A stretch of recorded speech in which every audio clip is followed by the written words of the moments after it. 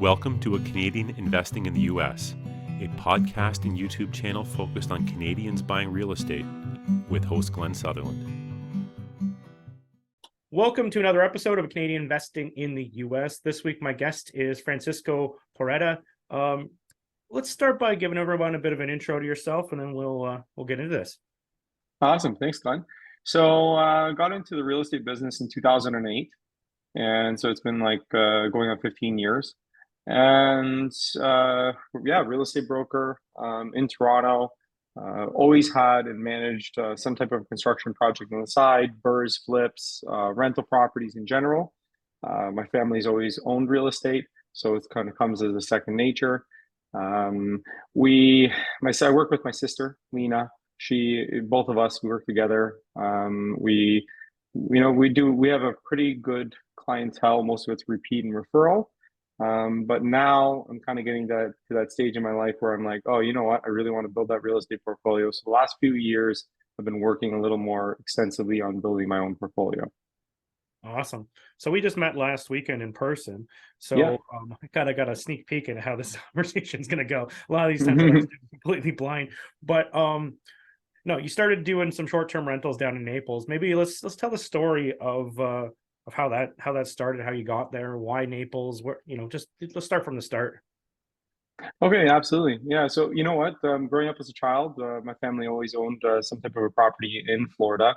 Most of it was always on the East Coast, but we did always travel to the West Coast. And my family, we used to go down in the summers, minivan kind of thing, pack up, let's go down. I have a friend that moved in 2012 as a contractor down to Naples, Florida. So I kind of already had an in there. And we went as a family. So my wife and I, we went down in July of 2021. Yeah. And we went down looking at real estate pretty much everywhere along the Southwest coast. So Southwest Florida. Yep. And we saw that, you know what, Naples is kind of where we want it to be. It's safe, it's clean, it's really nice. There's a lot of demand. So we went back in December. We had put in offers throughout the whole fall on different properties. Didn't manage to pick up one, unfortunately, until the end of December. And in the end of December, we were able to get a 3-bedroom, 2-bathroom, 1977 build, only 1.2 miles to the beach. So we're pretty darn close to Vanderbilt Beach, which is awesome. And that's really a tourist destination. People want to go to Vanderbilt Beach or they want to go to Wiggins Beach. If you are in Southwest Florida, those are the places to go.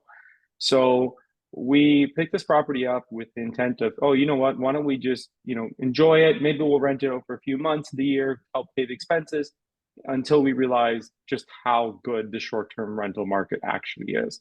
It is absolutely blown my mind because I'm used to investing in Canada with, sub 5% cap rates. And, that's a hard thing to find sometimes even. Yeah. So, you go down there and I'm starting to run the numbers as I was renovating the home.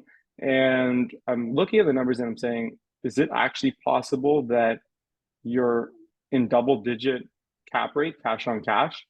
And it actually is.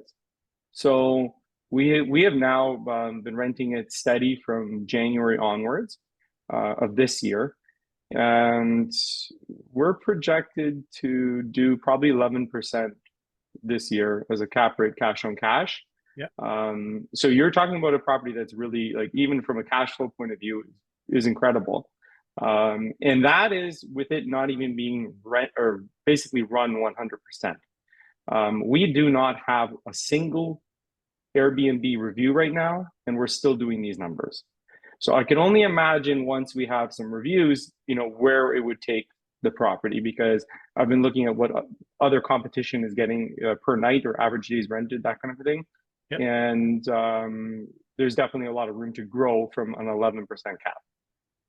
Cool. So how did you finance this thing? I'm guessing Naples property, you're probably not doing a cash purchase. No. Yeah. So yeah, we went with one of the Schedule A banks from Canada. And I just simply called the branch that was down in Naples, Florida. You guys can do your own due diligence. There's only one Canadian bank that has actual physical branches in Naples, Florida. Yeah.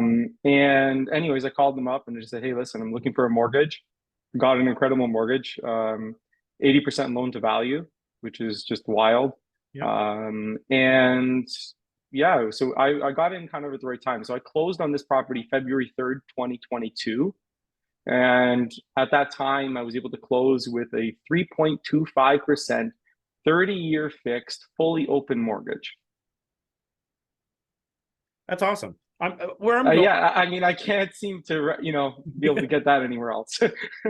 Yeah, no, usually the Canadian financing is the best you can get as a Canadian, right? Like that's best we're going to get. It's good. No, 100%.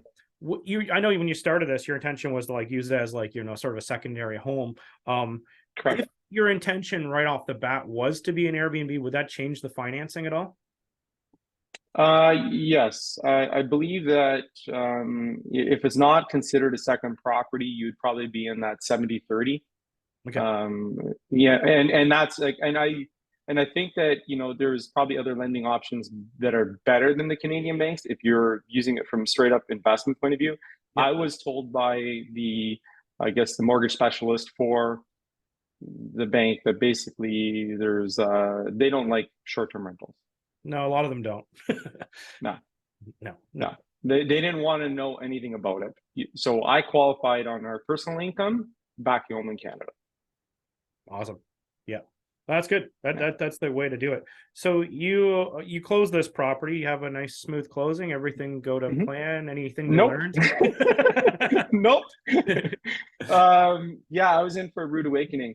So right off the bat, I ran into two problems. So purchasing properties here in Toronto is very different than down there.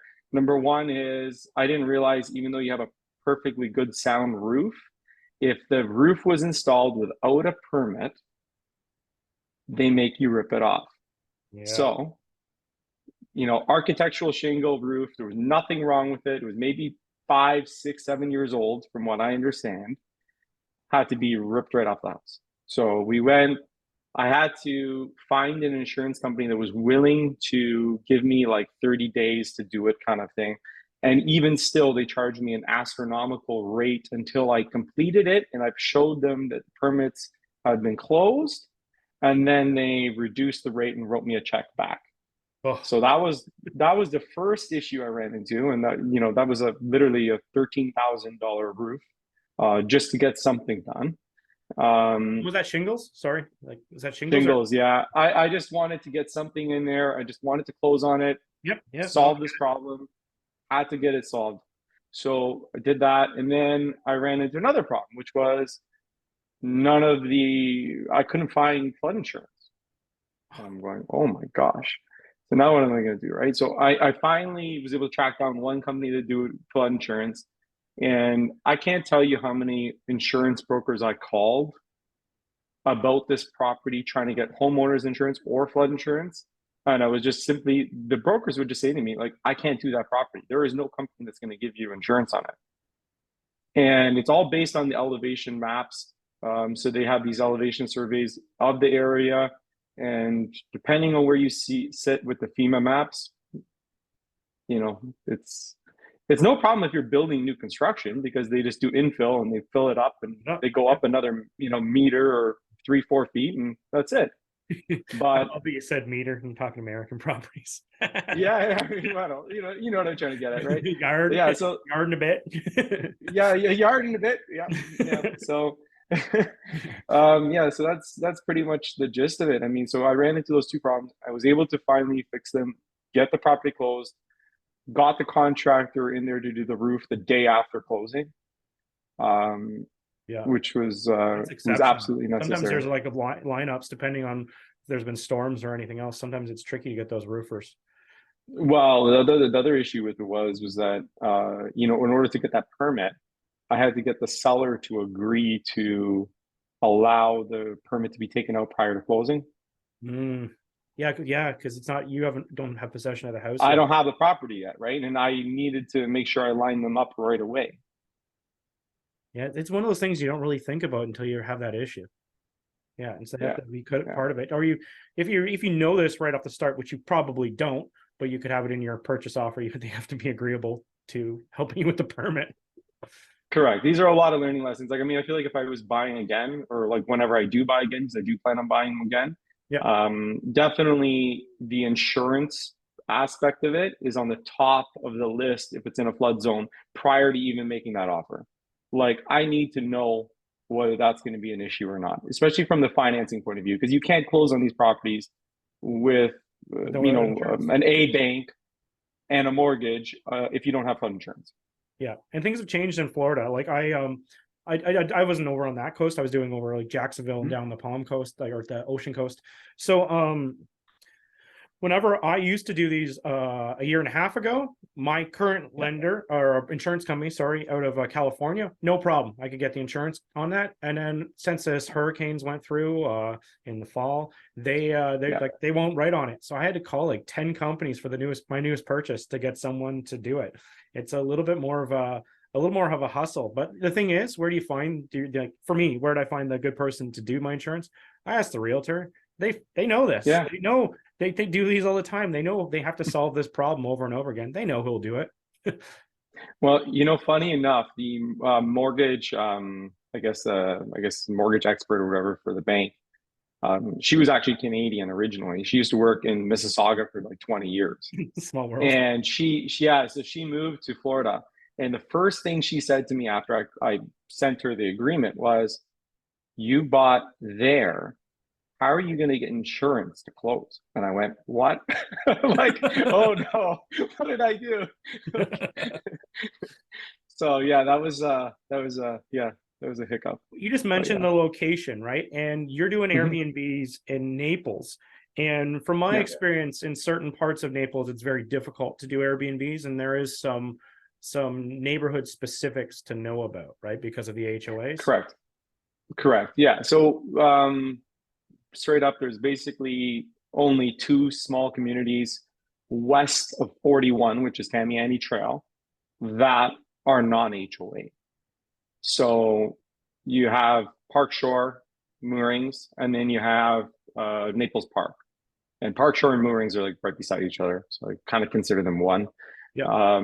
Those are the only non-HOA, but Park Shore and Moorings are stupid expensive. Like, an interior lot is now 2.5 million US and up.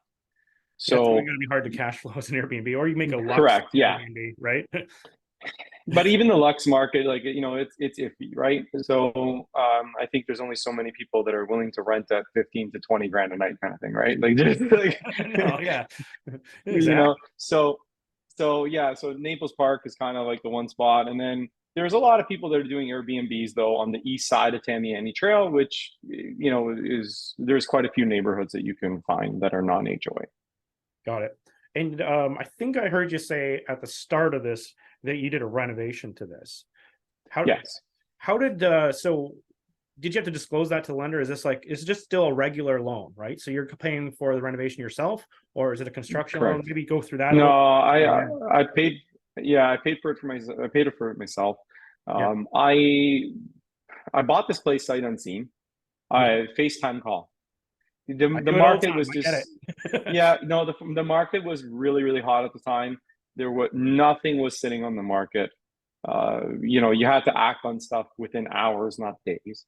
And so I had our real estate agent down there, FaceTime call, walk around, and I basically said to her, I said, what I'm looking for is, are there any cracks along the walls of the exterior? Yep. Is there any signs of tile movement on the floor? And that's what I really want to know about. Like, coming from a person that has done a lot of renovations back home here, it's kind of like, I just want to know the bones are good, and then we'll take it from there. And I bought it at land value. So I didn't buy something that was, the top house on the street. I bought a house that is, even today, even after I've done the renovation, somebody would consider tearing our home down to build. Yeah. Maybe to dumb this down for people listening, like, why were you looking for tile cracks? Well, sinking, foundation, basically, if you have a sinkhole, Florida sinkholes, that kind of thing. I want to know that, basically the floor is solid and the walls are solid, and that there's not like a running river underneath the house, pretty much, right? Yeah. You know, There's a lot of that's settling in Florida, and the property I just bought, the one corner of the property over mine's a 70s build too. It just cracked basically off, right? But you know, it's all about, even if for a lot of these things, it terrifies a lot of people. But get a professional to check it out. With my case, they said $11,000. You're going to jack it up, fix the cracks, inject it all, wow. you know, fill it all up. So, but it could be very expensive. I tried to do one in Alabama, and they wanted $100,000 to fix the Wow. So get someone to check this out, or just stay away from them if you don't want to have to deal with it. But anyway, there's yeah, and you know, one of the, like, you know, yeah, that's a whole nother animal. But like, I even had like our neighbor next door went to go put a pool in, and he had to do helical screws to hold the pool up because the ground is not good enough. So, you know, this is a problem when you try to develop in a bunch of swamp and sand and muck and yeah. So what was your reno involved? What were you all doing? Yeah, so when I got there, I realized the AC doesn't work. So right off the bat, you know, we're doing AC, we're doing landscaping, we're irrigation systems, planting, paint throughout, inside, interior, exterior. We had to rewire a lot of the house because there was a lot of DIY, just horrible work. A lot of stupid things like, you know, kitchen exhaust doesn't have an exhaust. You know, bathrooms, the exhaust fan goes nowhere. It's there, but it goes nowhere. It just goes into the insulation. Like, you know, that's what you see when you buy in Florida and you buy a 70s house.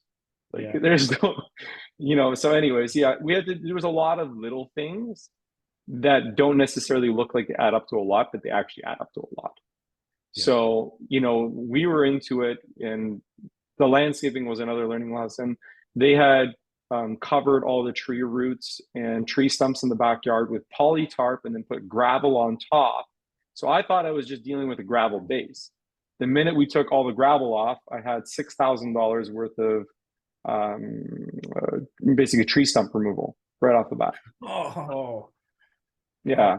So there was a lot of things like that I had to deal with. And yeah, so there was about $125,000 worth of work just to clean up the house, to say that, you know what, this is a nice place to live now. It's a beautiful place to live. And you have, when you do your calculations to say that you're getting 11% with your Airbnbs, that's renovations put into that number? Yeah. So like, we have, and just share this with you, it's no issue. We purchased it for $652. Yep. Which was basically land value at the time. And that's the reason why I was pretty comfortable buying it sight unseen. Bought it for $652, put 125 into it in renovation costs, and another $25,000 of furnishings. And that, you know, like, I didn't buy IKEA everything. I bought a few things from IKEA, but I bought some nicer stuff from like Wayfair and that kind of stuff. And yeah, so we're into it for about $800,000. It was $798, I think I have on my sheet. Okay.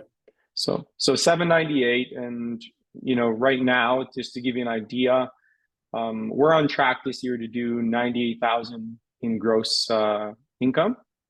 But I figure once we have reviews and things like that, based on comparable rentals, we should hit 130,000. That's awesome. Yeah. So quite a bit. Cool. So yeah, what else do I need asking you? I was looking through my notes and wanted to talk about insurance, reno, and issues with closing. Oh, I know it dawned on me too. When you know, like when you see those ceiling fan things that go nowhere, right? You were mentioning. Yes. People go, how did that pass code when they built it? The reason it passed code is it's a tricky thing that some of these builders do. The code in a lot of the counties is that it has to have a window that opens, closes, and locks, or a ceiling fan that vents. And so they put a window and open, closes, and locks to pass code, and then they just trick you by putting a ceiling fan in that doesn't actually have to go anywhere because they already passed the code based on the window, which is so sneaky. That's just ridiculous. Honestly, it's like, I don't know. I don't know how they. It's not even an expensive thing to do, right? Just run the hose. No, it's a hole. Literally. I told the roofers when they put the roof in, I said, "Can you give me a roof vent, like a 4-inch roof vent?" They gave me a 4-inch roof vent, plumbed it up with $20 piece of pipe. Yeah. That's it. It's not rocket science. So if you're going to give anyone advice who's going to go down there, any tips, anything, if they were going to start off doing this right from the start, anything you'd give them for advice? Absolutely. I think that number one, everybody talks about Airbnb bust. You definitely, if you go on, AirDNA or one of these websites to try to track and see kind of average days rented, what other guys are getting and what other people are getting, you're going to notice that I think that there is a lot of product. Like in our neighborhood alone, in the last year, the number of Airbnbs has increased by like 56%. So that's a lot of competition. And I think that if you're going to go create an Airbnb, I think you have to do something different than what everybody else is doing. I love the idea of doing like a themed Airbnb, a place for bachelorette parties or bachelor parties, or, a reason to go there, something that's going to make you stand out from any other listing. Yeah. Or I like the other option, and this is what I've been looking into at this moment, is looking into duplexes and fourplexes that you can compete against hotels, because that's something that there's just not enough of in Southwest Florida. I had a friend that was just recently down there 2 weeks ago, and he had to, within his 1 week of being down there, he had to switch hotels twice. So because they just didn't have rooms. Yeah.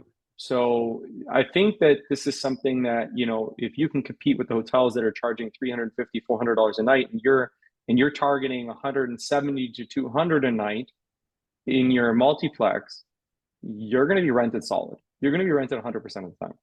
Like there's no reason why you shouldn't be.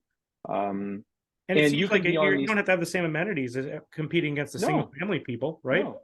Right? No, you don't. You just need a clean space with good reviews, and that's it. That's all you need. And and I think that yes, it would be nice to be right by Tamiami Trail if you're in Naples, or if you're somewhere else, just be near something that is convenient, where there is grocery stores and restaurants and things like that, where there's a reason to go there. And if you just have, a 2-bedroom apartment that's clean, people are going to go use it. And you can put your Airbnb up on, or sorry, your apartments or your short-term rentals, you can put them up on like the booking.coms, the Expedia, so you actually are competing with the hotels. And I only see the hotel prices going up. I don't see them coming back down. Yep. Yep. And that's an interesting thing, talking about even just different platforms. We had an Airbnb, and we found when we were trying to change our demographic of people who were, not demographic, but the audience that was going to stay at the property, just changing platforms can attract different people. Like we found like VRBO was getting us more families, and the Airbnb was getting us more parties because we were right beside the university. It just attracts a different age group, different websites. You might be able to dock your stuff just by changing some tweaks like that. Yeah. It's interesting. I heard recently, somebody else basically saying like, if you're on Airbnb, that is the main platform, then it's verbal, then, you kind of go down the list. You have to have a good ad somewhere first with good reviews somewhere first. And that's why a lot of people say like, focus on one avenue first, do that really well, then move it on to others. Right. I like it. Cool. Francisco, if people wanted to get a hold of you, track you down as a realtor in Toronto, some connections to realtors in the US, because usually realtors know other realtors. Sure. Or just pick your brain about Naples, how do they get a hold of you? Yeah, so they can definitely get a hold of me. We're on Instagram, Facebook, LinkedIn, everywhere. It's under @the Porretta Group or @Porretta Group. So PORR. Yeah, sure. Sorry. So it's @Porretta, so PORRETTA Group. Awesome. And you can find us pretty much everywhere. Well, Francisco, thank you for coming on the show. I think there's a lot of value. I think everyone's especially this time of year when there's snow on the ground, the sexy talk is getting down to like, southern US or like Florida or Mexico or somewhere warmer. And I think this is going to be an appeal to a lot of people. I think so. Yeah, definitely. Thanks, Glenn. Thanks for having me. Thanks.